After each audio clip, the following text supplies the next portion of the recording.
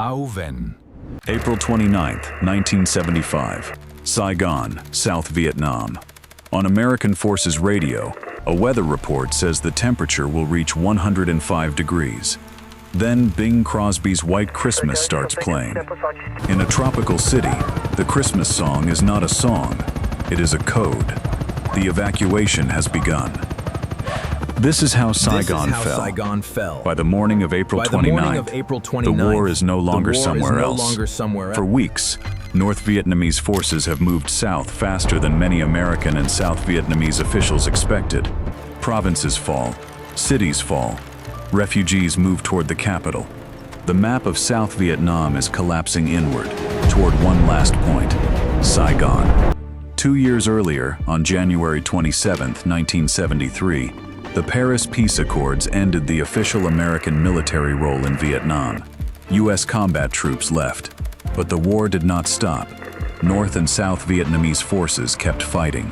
Around 5,000 Americans remained in the country, including diplomats, CIA personnel, contractors, guards, and embassy staff.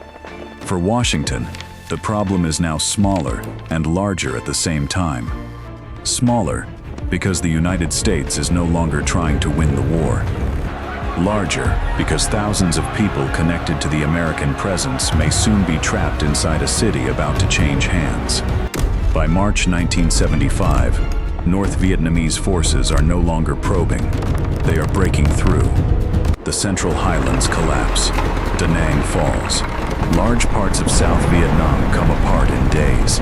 Roads fill with civilians, soldiers, families, trucks, motorbikes, military vehicles, and people carrying whatever can still be carried. In Saigon, the U.S. Embassy becomes a place of paperwork and panic. People line up outside the gates. Some have documents, some have old letters, some have identification cards, employment records, family photos, or nothing at all. For many, the difference between being evacuated and being left behind comes down to a name on a list, a guard at a gate, or a helicopter that still has space. There are evacuation plans. They have names, they have stages, they have assembly points. They assume there will be time. But war is very good at destroying assumptions.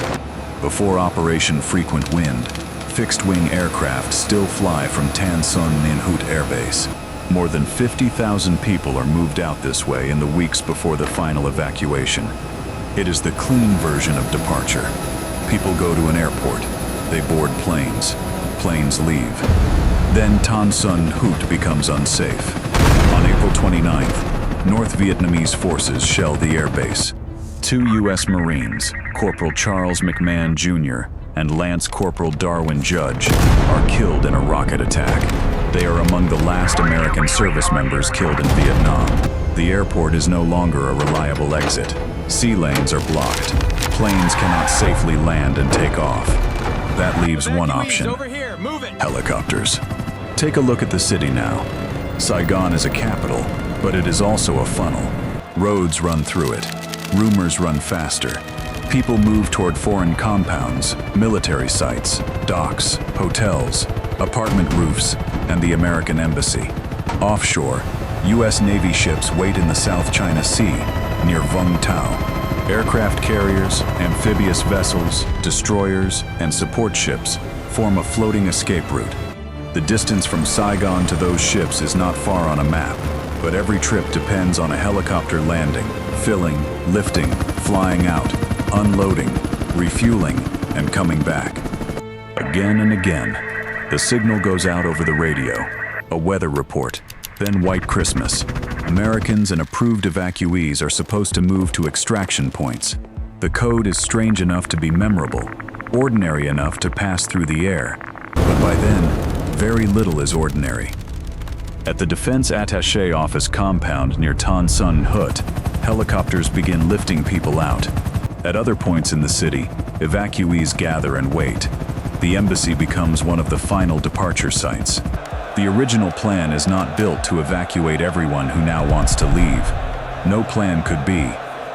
Outside the embassy, thousands of South Vietnamese civilians press toward the gates.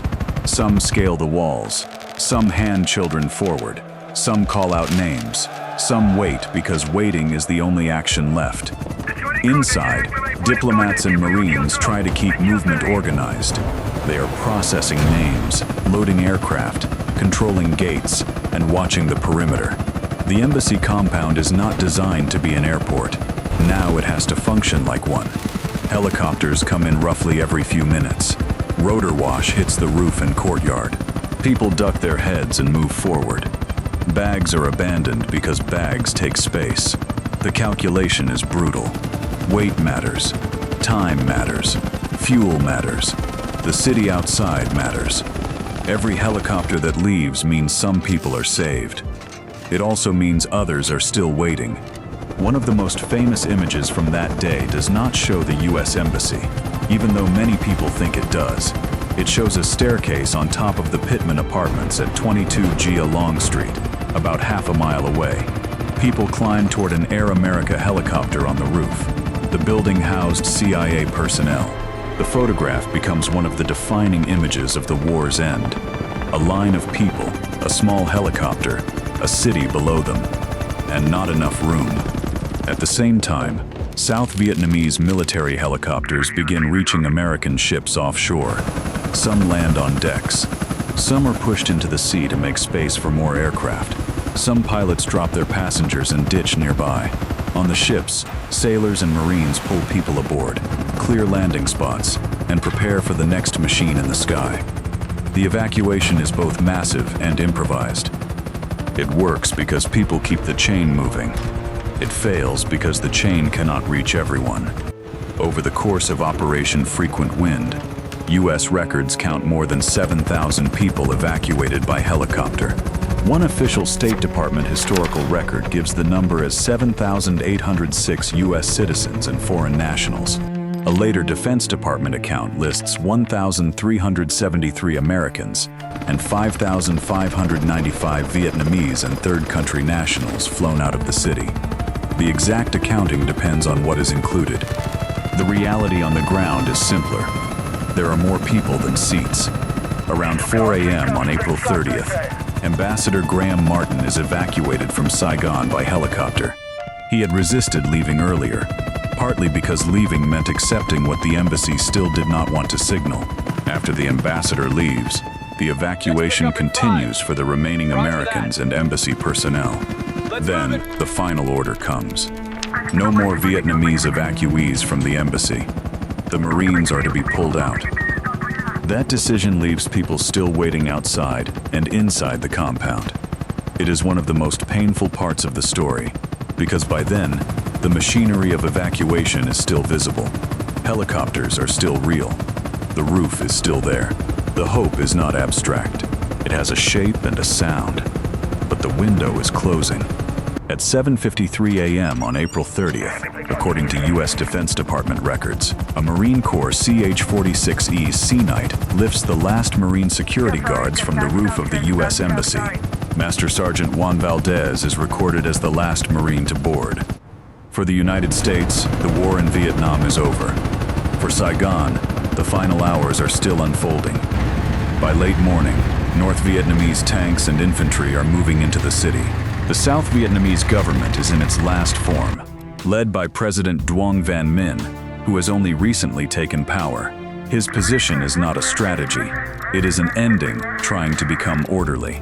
The question now is not whether Saigon can be held. It is whether it will be destroyed while being taken. Dinh Doc Lup, the Independence Palace, is the symbolic center of the South Vietnamese state. It is where the final image of the other side of the war will be made. Not on a roof, not above the city, on the ground, at the gates. Vietnamese official accounts record that around 10:45 a.m., forces entered the palace. Tanks from the advancing units reach the gates.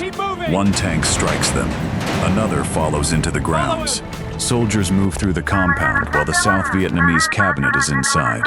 The war that had filled jungles, villages, air bases, rivers, borderlands, and American television screens now compresses into rooms, corridors, and a radio statement.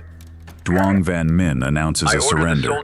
The wording and the circumstances will be remembered differently by different sides, but the meaning is no longer in dispute. The Republic of Vietnam has ended. At 11:30 a.m., according to Vietnamese official accounts, a flag is raised over the palace. Saigon is no longer the capital of South Vietnam. The city will later be renamed Ho Chi Minh City. For Vietnam, April 30th becomes the day of liberation and reunification. For many who fled, it becomes the day their old life ended. For the United States, it becomes an image of defeat. For those left behind, it becomes something more immediate than history. A locked gate, a missing name, a helicopter that did not return. The fall of Saigon is often told as a sudden collapse, and in the final weeks it was. But the machinery behind it had been turning for years. The American withdrawal, the limits of South Vietnamese military capacity without US support, the North Vietnamese decision to press the advantage, the refugee movement, the diplomatic lists, the airfields, the ships waiting offshore. A city does not fall only when tanks enter it. It falls when every route out becomes a calculation. Who counts? Who waits? Who gets waved through? Who is told there is no more space? That is why the two images from April 1975 still compete with each other. The tank at the palace shows the war ending on the ground. The helicopter above Gia Long Street shows the war ending in the air. One is victory, one is departure. Both are true. And between them are the people who never became symbols. The ones at the embassy wall, the ones at Tan Son Nhut, the ones on the ships, the ones who made it to Guam, the Philippines, the United States, France, Australia, or nowhere safe at all. The ones who stayed because they chose to. The ones who stayed because the choice was made for them. By the time the city becomes quiet, the map has already changed. But the photograph remains. A rooftop, a ladder, a line of people, and a helicopter with limited space.